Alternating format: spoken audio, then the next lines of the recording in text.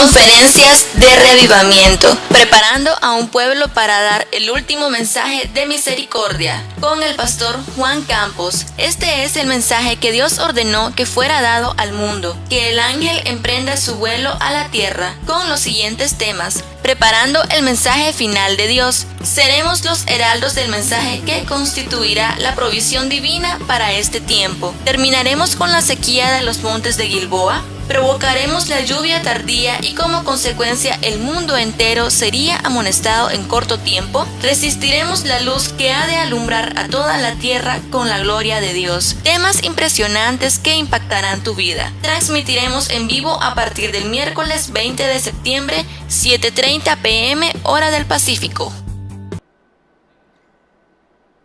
Es un placer saludar a toda la teleaudiencia. Agradecemos al Señor porque Él ha permitido que estos medios sean desarrollados para llevar el Evangelio a todos los confines del mundo. Hay muchas maneras como se cumple lo que Dios dice, que un ángel por el medio del cielo proclamó a gran voz para que escuchen todos los habitantes de la tierra. Así es que reciban por favor todos un saludo cariñoso y nos gozaremos en disfrutar juntos un recorrido por la palabra del Señor que es sumamente exigente, o diría mejor, importante y fundamental en este nuestro tiempo. Y justamente quiero introducirme recordando las palabras del apóstol Pablo, Romanos capítulo 13, versículo 11, donde leemos: y esto conociendo el tiempo, que ya es hora de despertarnos del sueño, porque ahora está más cerca nuestra salvación que cuando creímos. Conociendo el tiempo. En los últimos 2 meses, el mundo ha sido azotado de una manera inmisericordia, podríamos decir. Como nunca antes han concurrido desastres naturales, y de hecho aquí en los Estados Unidos tenemos uno de los ejemplos más elocuentes de este aspecto. ¿Qué nos dicen estas cosas? ¿Son sencillamente desarrollos caprichosos de la naturaleza o responden a toda una serie de eventos proféticos que estaban de antemano claramente delineados? El apóstol Pablo nos dice: conociendo el tiempo. Realmente es un tiempo solemne, es un tiempo sumamente urgente. Y creo que en gran medida debemos atender las palabras que están en el capítulo 19 del Génesis. Quizá ustedes, la mayoría, recuerda lo que fue la destrucción de Sodoma. Y para salvar a una familia, el plan de Dios era salvar toda la familia. Lamentablemente no toda fue salva, no lo decidieron de esa manera, pero la orden que Dios dio a esta familia fue la que encontramos en el versículo 17 del capítulo 19 de Génesis. Leemos: y fue que cuando los hubo llevado fuera dijo: escapa por tu vida, no mires tras ti, ni pares en toda esta llanura, escapa al monte, no sea que perezcas. Escapa por tu vida. ¿Cómo es ese escape? ¿Cómo es? A ver, cuando llega una inundación, el terreno está totalmente plano. En una isla, por ejemplo, hablemos del huracán Irma que acaba de ocurrir. Al azotar unas islas pequeñas, ¿para dónde se escapan? ¿Cuál es el escape? Es cierto que hay escapes físicos, pero hay un escape por excelencia que todos podemos y debemos efectuar, habiéndonos preparado previamente para la crisis. Escapa por tu vida, un escape. Dios siempre tiene escapes para cada situación. Así es que en este contexto queremos empezar una serie que habla sobre el reavivamiento. Y es una serie especialmente para personas que han tenido experiencia espiritual, experiencia cristiana. Y en esa dirección queremos traer a colación una declaración de Elena de White, escritora inspirada por Dios. La conocen sin duda muchos de los oyentes, donde en armonía con estas invitaciones bíblicas, y quizá vamos a otra invitación bíblica antes de presentar la declaración de Elena de White. Vamos a Efesios en el capítulo 5 y en el versículo 14, donde nos dice lo siguiente: por lo cual dice, despiértate tú que duermes y levántate de los muertos y te alumbrará Cristo. Aquí hay dos aspectos, pero no vamos a estudiarlos en este momento. Queremos dar énfasis a la primera parte que leímos. Despiértate tú que duermes. Despiértate tú que duermes. El reavivamiento tiene que ver justamente con eso, con un despertar. Y en esa dirección leo lo que se escribió en Mensajes Selectos, el tomo 1 y la página 141, donde Elena de White escribió las siguientes palabras: la mayor y más urgente de todas nuestras necesidades es la de un reavivamiento de la verdadera piedad en nuestro medio. Procurarlo debiera ser nuestra primera obra. La mayor y más urgente de todas nuestras necesidades es la de un reavivamiento de la verdadera piedad en nuestro medio. Procurarlo debiera ser nuestra primera obra. Vamos a analizar hasta ahí. Es muy interesante y conviene muchísimo que hagamos una reseña histórica del momento en que esto se escribió. Esto se escribió en la década de 1880. Y en esa década es interesante notar que había todo un progreso. Desde el punto de vista externo, el movimiento adventista venía en un franco desarrollo. En esa década exactamente se habían fundado nuevas escuelas, también la obra en Europa estaba avanzando. Funcionaban aquí en los Estados Unidos dos grandes editoriales, una en la costa este, otra en la costa oeste, la Pacific Press y también la Review and Herald. La feligresía había aumentado básicamente de una manera rápida desde los comienzos de la obra adventista. Entonces la doctrina también, hablando en términos de verdad intelectual, por así decirlo, la doctrina era cada vez más sólida. Los pastores de lo que ya sabíamos era el remanente de Apocalipsis 12:17. Los pastores de ese remanente eran unos hábiles apologistas y vencían a sus colegas de otras denominaciones en la lid dialéctica. La Odisea estaba firmemente constituida. Y al decir la Odisea, recuerdo, es la iglesia final que presenta Apocalipsis capítulo 3. La iglesia final desde el punto de vista denominado, organizado y visible. Ahora, poseedora, esa iglesia, la Odisea, cuando tuvo su nacimiento como parte de un movimiento profético por 1844, sin duda ustedes recuerdan que no tenía el espíritu de la Odisea que presenta Apocalipsis 3, sino en sus comienzos era el espíritu de Filadelfia, amor fraternal, devoción, dedicación. De hecho, fueron muy pocos los creyentes los que quedaron después del tremendo chasco. Ustedes recuerdan la historia inspirada, registrada en el conflicto de los siglos, nos registra que 50.000 personas por lo menos entraron a formar parte de ese movimiento. Cuando vino ese tremendo chasco quedaron 50. Pero esos 50 realmente eran de un solo corazón, de un mismo espíritu.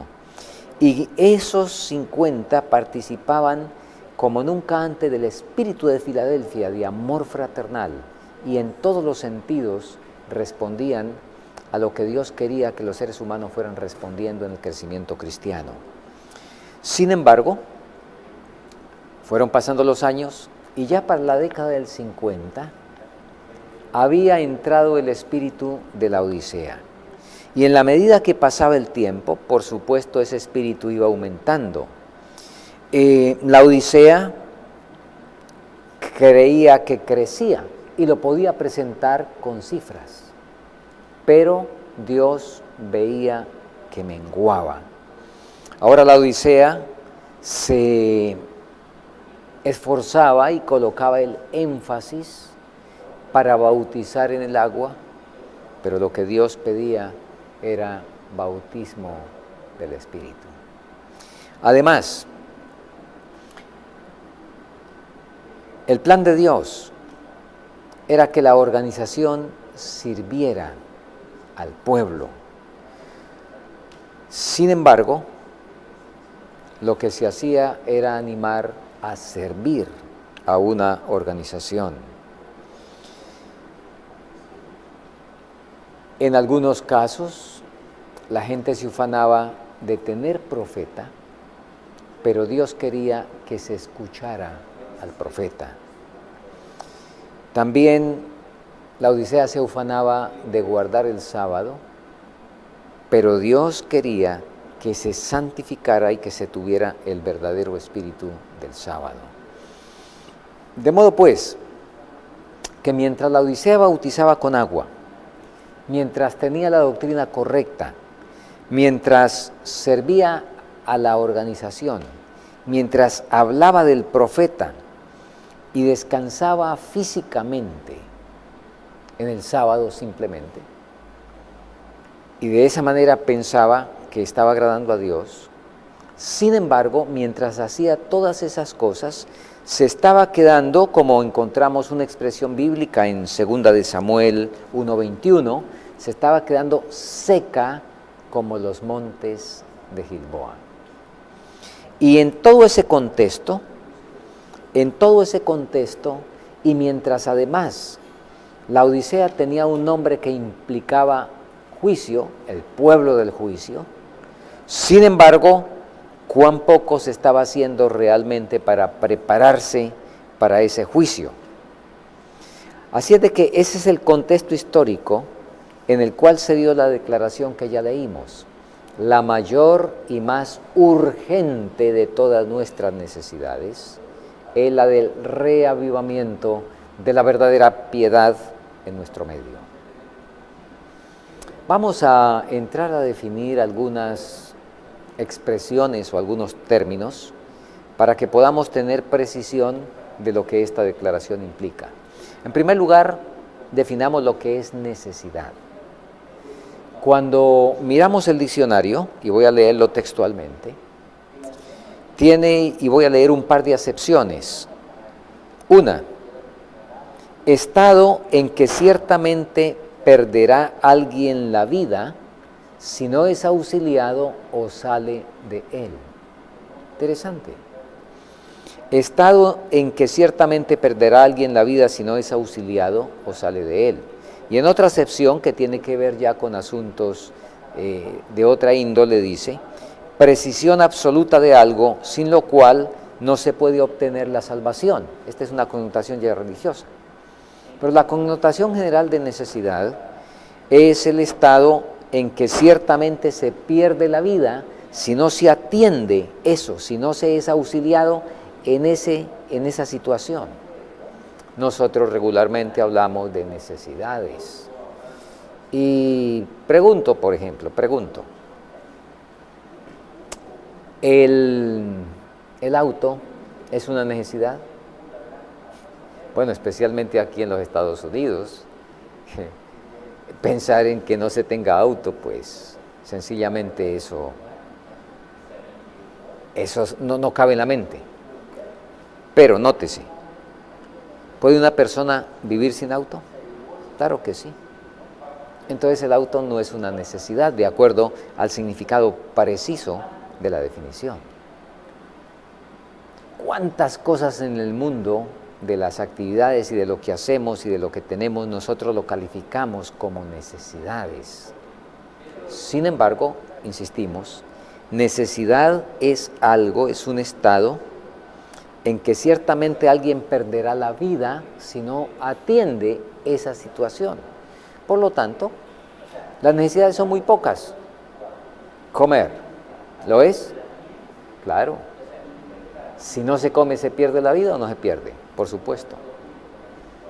Beber agua, ¿necesidad? Por supuesto. El aire, ¿necesidad? Claro que sí.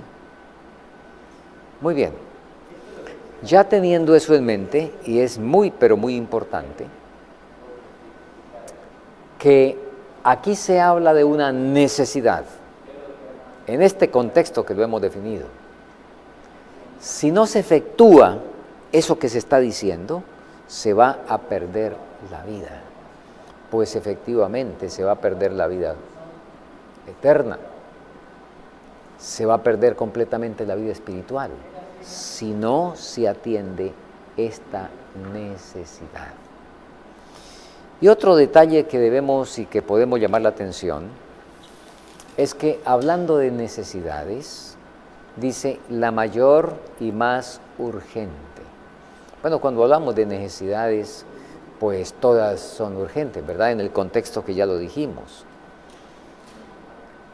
Pero permítame, con la ilustración que hicimos, colocarla también en este aspecto espiritual. A ver, en el aspecto físico,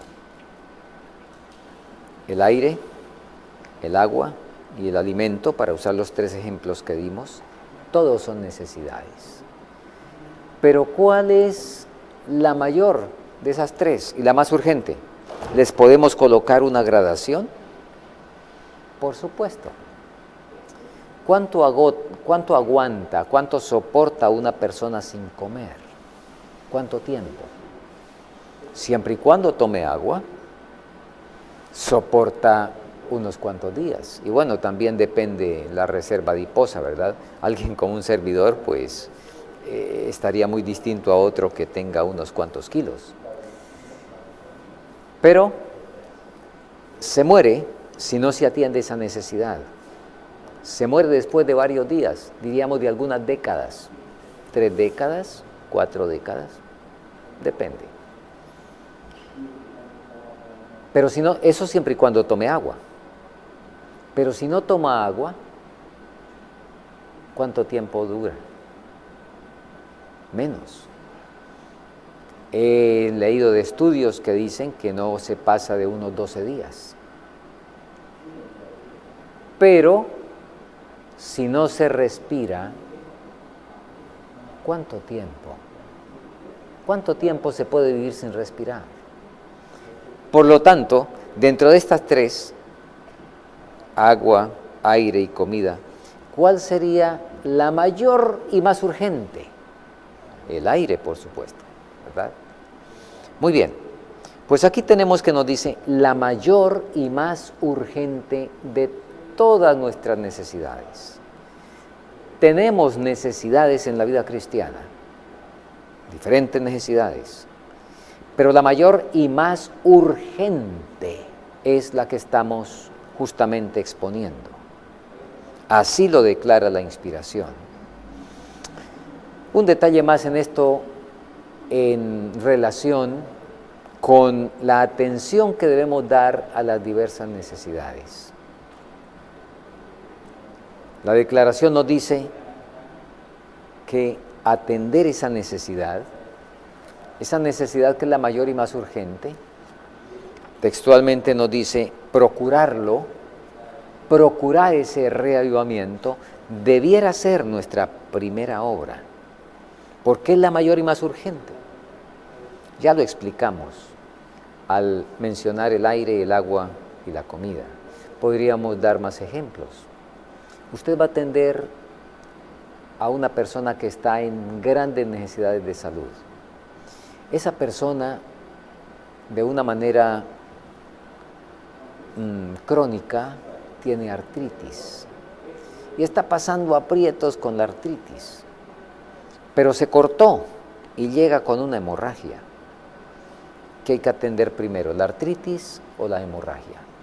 Es muy obvio, es muy obvio. Así es que, con esto en mente, nosotros vemos que es un asunto fundamental, trascendental, el atender el reavivamiento, porque está en juego la salvación, está en juego la vida espiritual y estamos, como leímos en el apóstol Pablo, apremiados por el tiempo. Muy bien, hablemos un poco más de esa palabrita reavivamiento. Separémosla. Ustedes saben, significa volver a. Reforma. ¿Qué es eso de reforma? Volver a la forma. ¿Cuál forma? La que teníamos, la que Dios nos dio cuando nos creó. Ustedes recuerdan, por eso hay una necesidad de reforma en los diferentes aspectos, empezando por la dieta. Y por eso la inspiración nos dice que vez tras vez Dios ha mostrado que debemos volver al plan original, volver a la forma, reforma.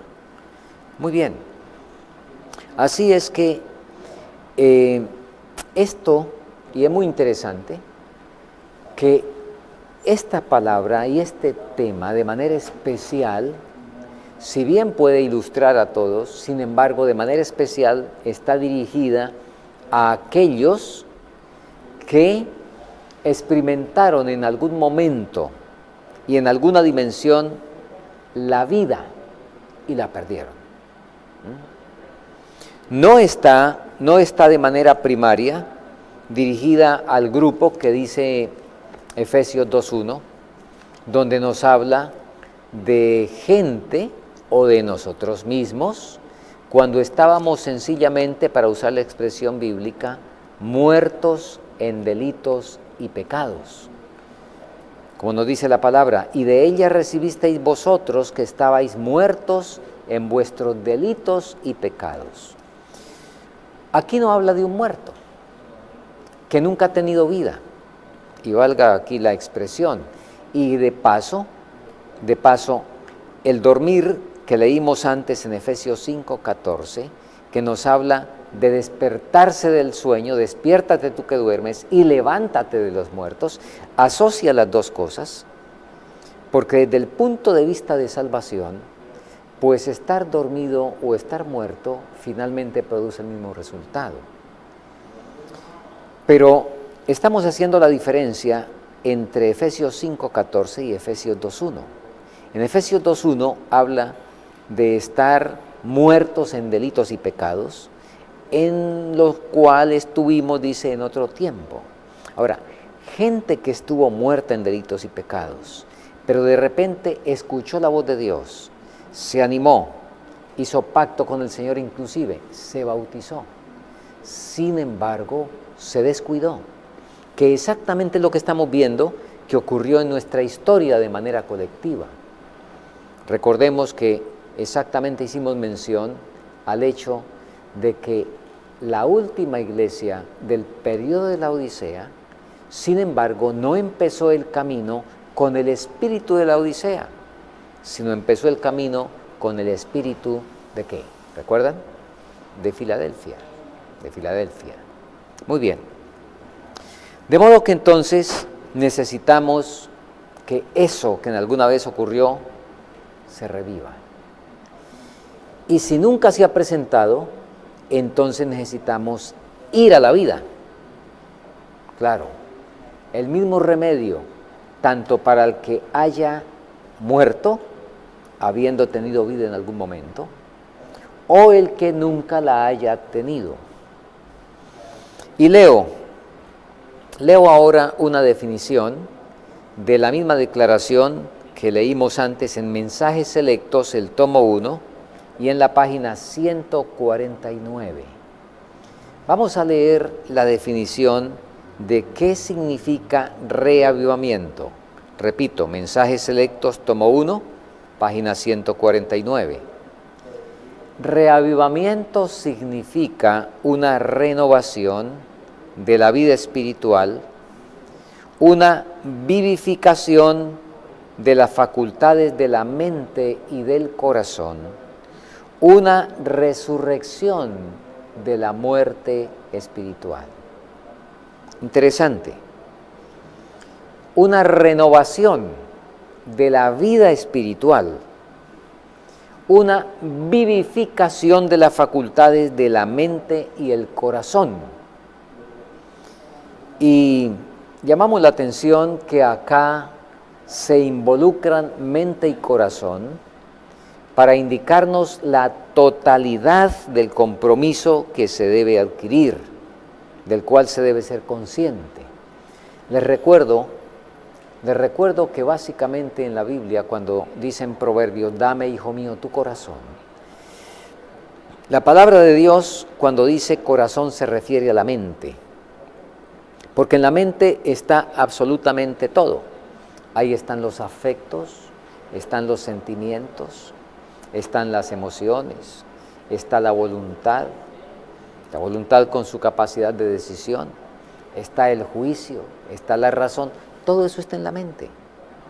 Nosotros, en nuestro lenguaje regular, y aún la Biblia también, en muchos lugares, dice mente y dice corazón, y cuando los separa, es para destacar que tanto nuestro intelecto como nuestros sentimientos, porque nosotros al decir corazón lo asociamos es con los sentimientos, ¿verdad? Con las emociones, con esas sensaciones, por así decirlo, inclusive, que forman parte de los sentimientos agradables como el amor, como la bondad, la ternura. Todo eso nosotros lo decimos que es del corazón. Pero ustedes saben, realmente no es del corazón sino la mente. En la mente es que está todo eso centrado. Así es de que cuando se habla de corazón y de mente, haciendo una enumeración separada, lo que se quiere dar es énfasis, y de acuerdo a la manera como regularmente entendemos en el mundo moderno, dar énfasis que es la totalidad de todas nuestras facultades, la totalidad del ser.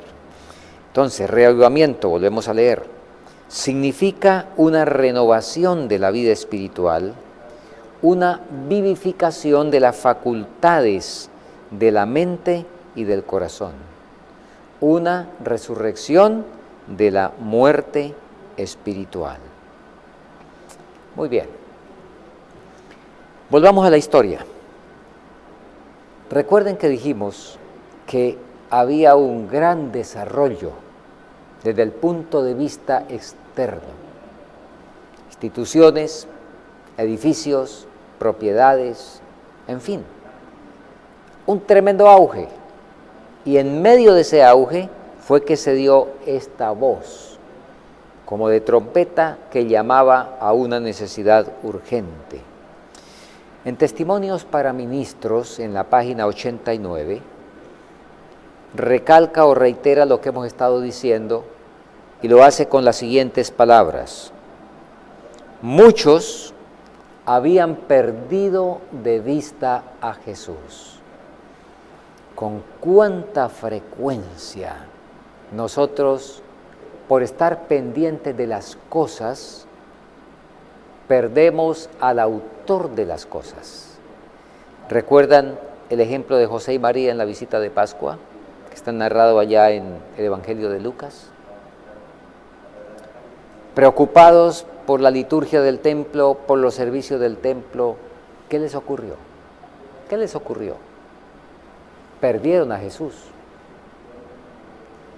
Y por un momento de descuido tuvieron que soportar 3 días de pesarosa y angustiosa búsqueda.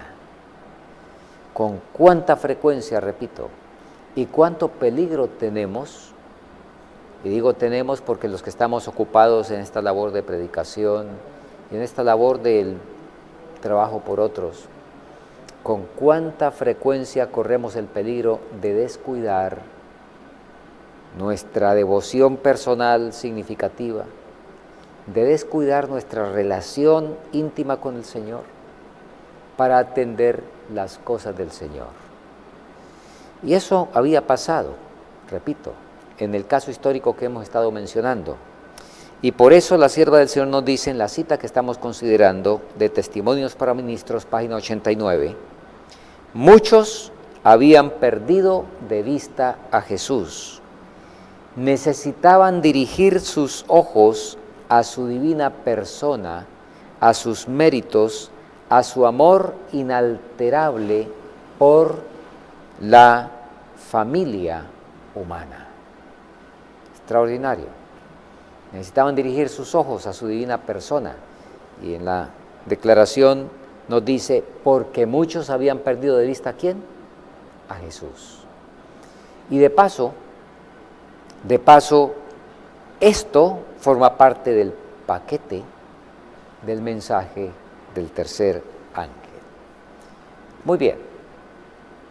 Creo que vamos a terminar esta sesión con un elemento más que es sumamente importante. Ya hemos definido la urgencia, hemos definido necesidad, acabamos de definir reavivamiento y permitamos que la palabra nos defina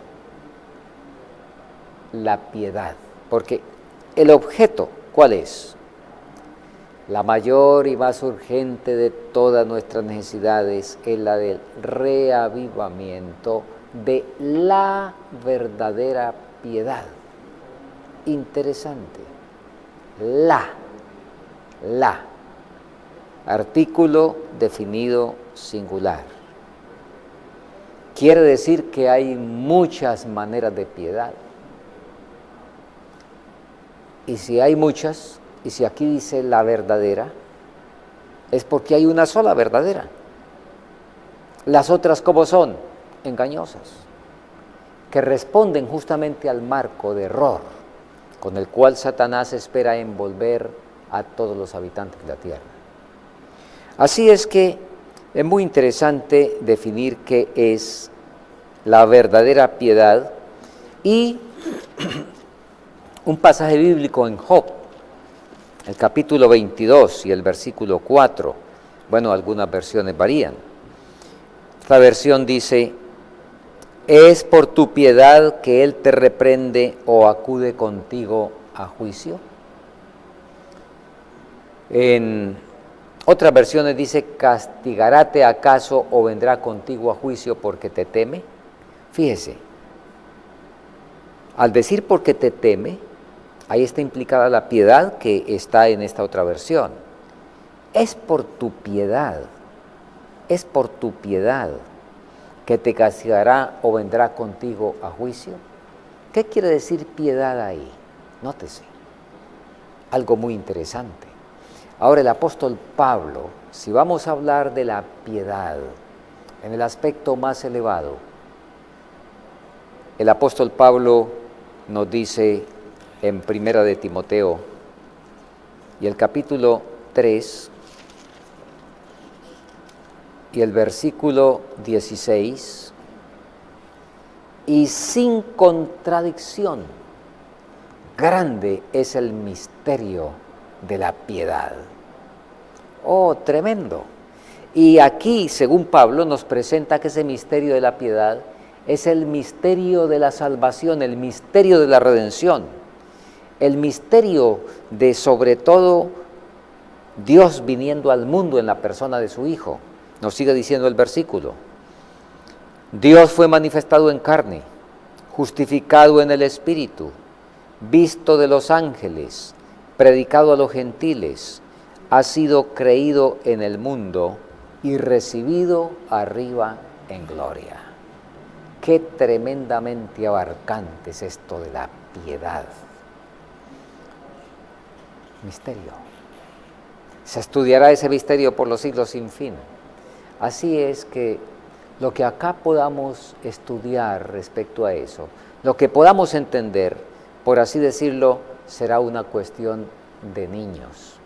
Sin embargo, recordemos que Jesús dijo, si no fuereis como niños, no podréis entrar en el reino de los cielos. Entonces, se nos requiere ese nivel de niños para poder entrar en el reino de los cielos, y nosotros debemos, por lo tanto, responder por ese nivel requerido por el cielo. Así es que el reavivamiento de la verdadera piedad. ¿Qué significa eso? ¿Hasta dónde llega nuestro nivel? Voy a leer una serie de declaraciones inspiradas, luego de leer el pasaje bíblico de Job, donde nos muestra que esa piedad es algo espiritual, es una condición que va más allá de simplemente la benevolencia con otros. Eso, repito, se nos aclara y se nos extiende la comprensión al leer las siguientes declaraciones. Y vamos a empezar con la declaración que está en el discurso maestro de Jesucristo, en la página 78. Y notemos algo aquí que es tremendamente fundamental. La verdadera piedad comienza cuando cesa la transigencia con el pecado. ¡Oh, qué declaración esta! La verdadera piedad comienza cuando cesa la transigencia con el pecado. ¿Cuándo es eso? ¿Cuándo es eso?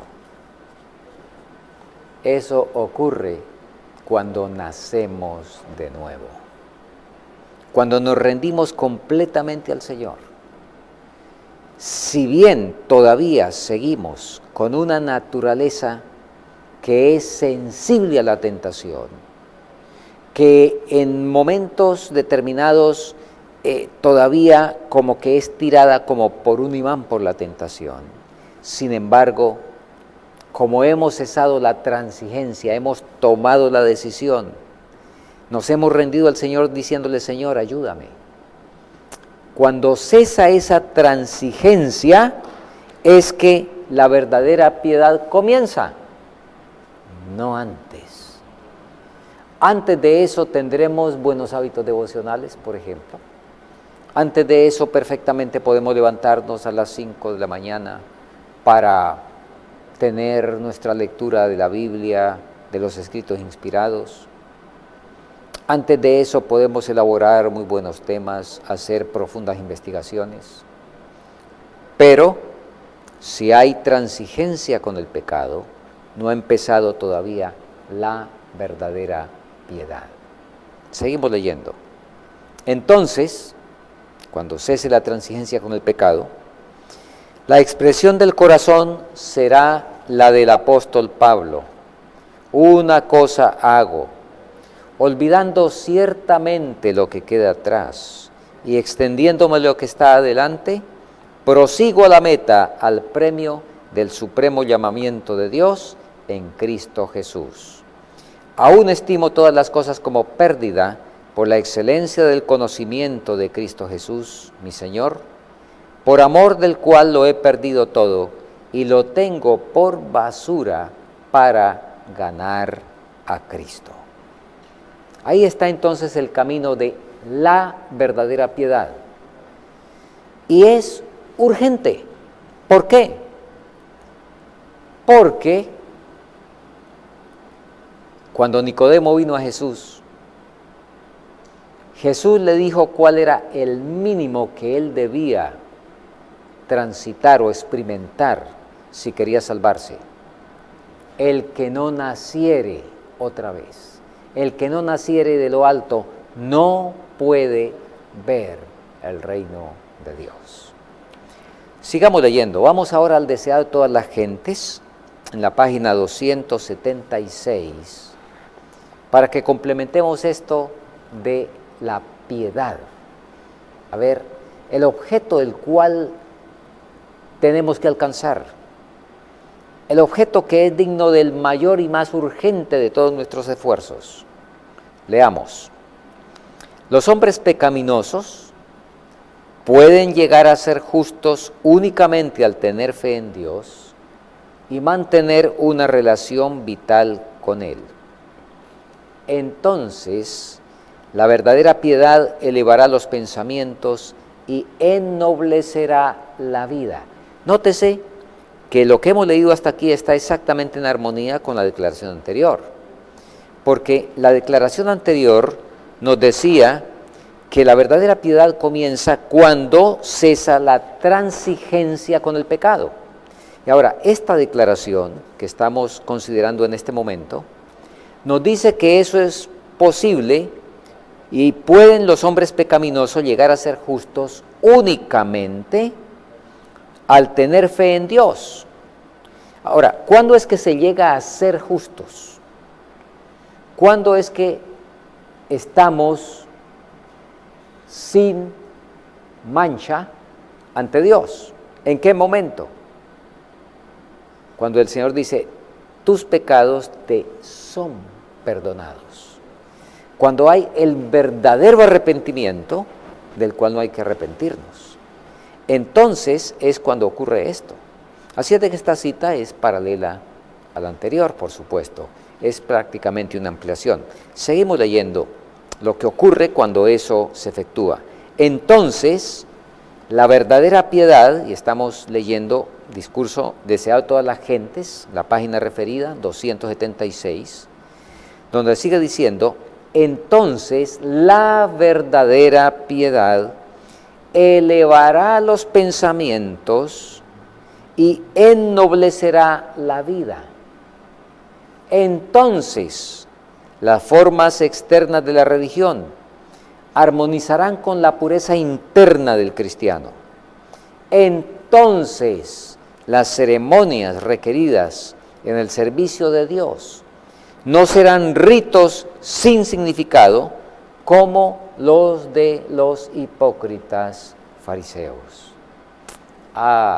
¿Cómo se adquirirá una nueva vida? Realmente, no conocemos el corazón, pero un servidor en estos últimos 2 meses ha estado recorriendo en algunos lugares donde, especialmente en grupos pequeños de gente sencilla, gente del campo, donde da gusto estar en la reunión. Da gusto cuando se entonan los cantos, cómo se canta desde el corazón. No de pronto con gritos estridentes y en esa energía nerviosa externa. ¿Y por qué digo eso que da gusto?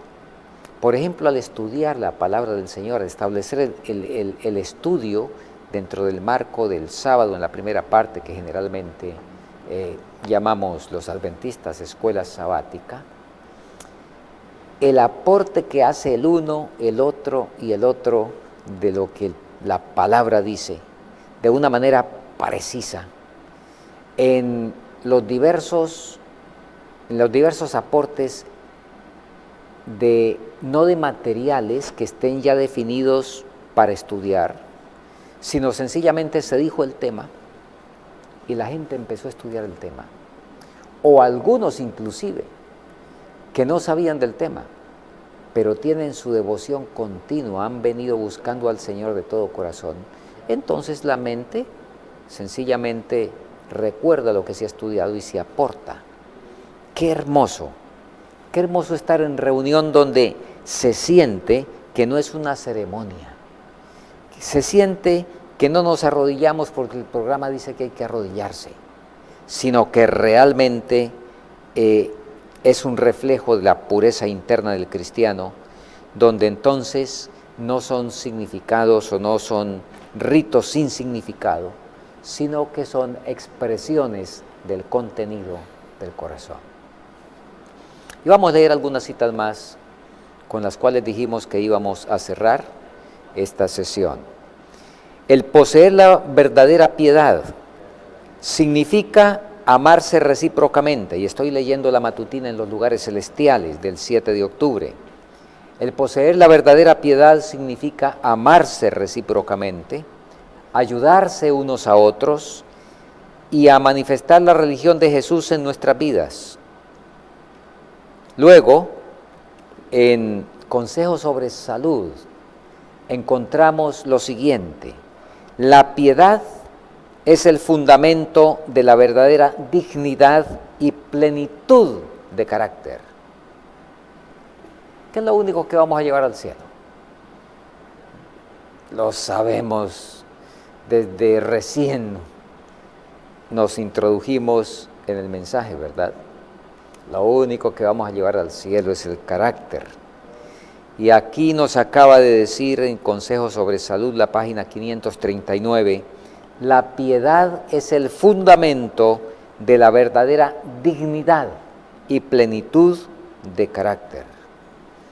Luego, en otra declaración, nos dice, solamente la piedad es verdadera grandeza. Y en las dos últimas que vamos a leer, la verdadera piedad se difunde y se comunica. El salmista dice, no encubrí tu justicia dentro de mi corazón. Interesante, justicia o piedad. Aquí se colocan como sinónimos. Y el salmista dice, no encubrí tu justicia dentro de mi corazón. He publicado tu fidelidad y salvación. No oculté tu misericordia y tu verdad en grande asamblea. Y estoy leyendo el Salmo 40:10. Donde quiera que esté el amor de Dios, siempre habrá un deseo de expresarlo. Y finalmente, la verdadera piedad, una estrecha conexión con Dios y una experiencia viva diaria en el conocimiento de Cristo, hará elocuente inclusive a los tartamudos. Qué figura esta, ¿verdad? Qué figura esta que un tartamudo llegue a ser elocuente. Hoy cuando escucho esto, hace unos meses estuve en un congreso en un lugar del campo pobre, bastante, ¿qué diríamos?, con muchas necesidades, en el campo de Colombia. Y un hermano se conmovió al anunciar el especial que iba a tener un joven que está tremendamente dedicado al servicio. Y cuando pasó, cantó una voz rica, pero no había que hacer un poquito de esfuerzo para captar bien la nitidez de las palabras. El joven de labio leporino, le hicieron alguna operación, pero no, sus recursos no alcanzaron para el resto de la operación. Y escucharlo cantar realmente a más de uno nos conmovió, porque se podía experimentar la elocuencia, para colocar las palabras de esta cita, la elocuencia producto de una experiencia espiritual con el Señor extraordinaria. Y todos los que lo conocen dan testimonio de Él. Yo recuerdo esta cita, que la verdadera piedad y ese especial, ese himno especial que él cantó, estuvo muy por lejos, por encima de tantos otros especiales, de gente con voces técnicamente educadas. Pero es que la verdadera piedad hará elocuente, inclusive a los tartamudos. Repasemos rápidamente. La verdadera piedad, y tengo aquí una enumeración de las citas que hemos leído, he sacado una lista para que recordemos lo que la verdadera piedad hace. Número 1, leímos que tiene su comienzo, ¿recuerdan? cuando cesa la transigencia con el pecado. La verdadera piedad se centra en lo fundamental. Luego leímos que eleva los pensamientos y ennoblece la vida.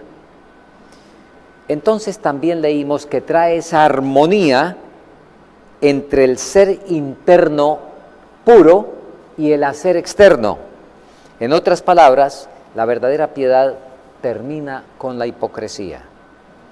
Luego, trae el amor fraternal que fluye hacia los que necesitan ayuda.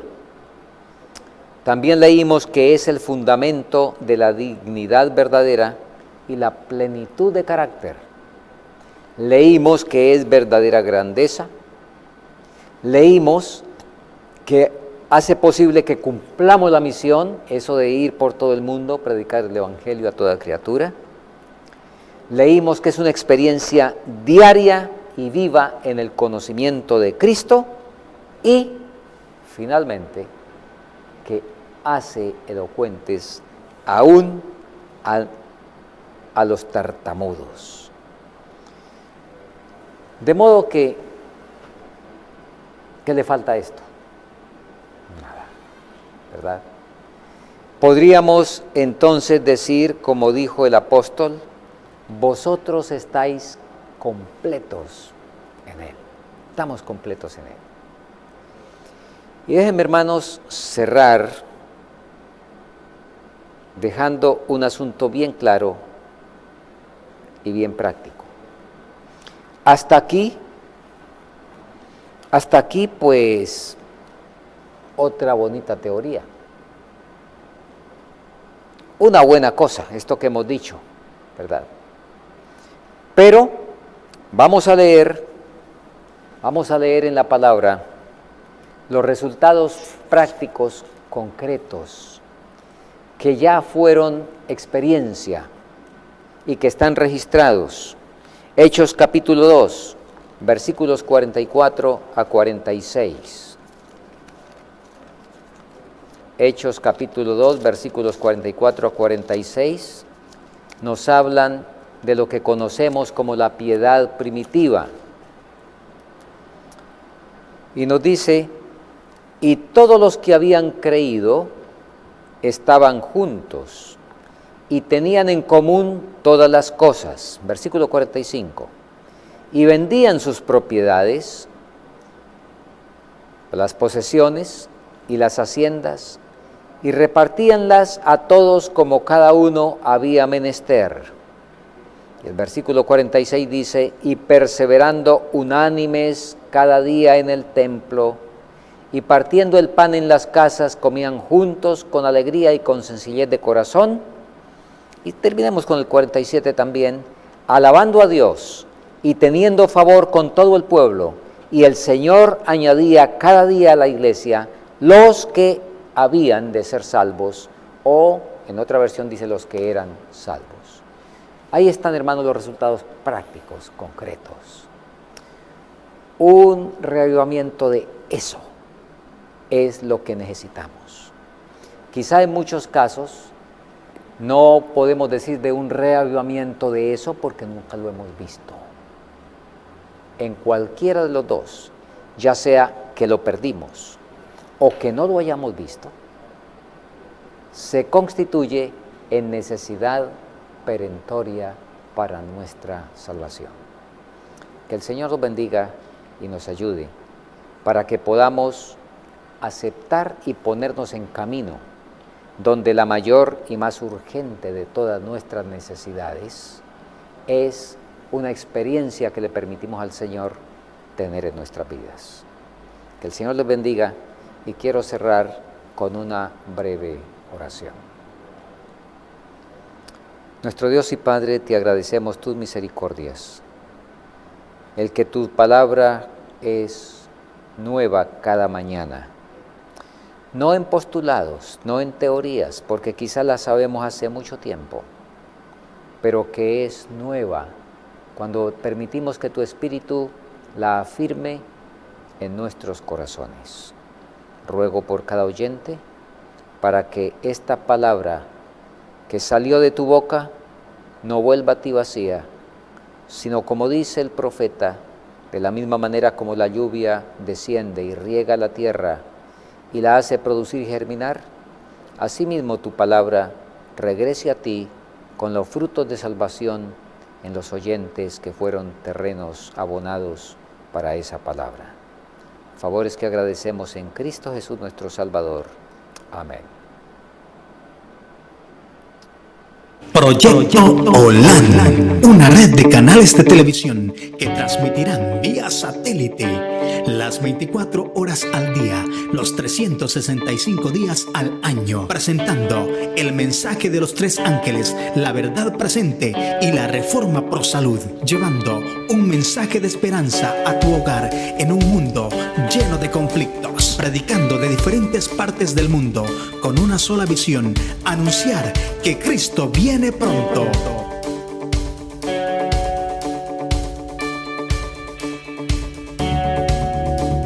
Espéralo muy pronto.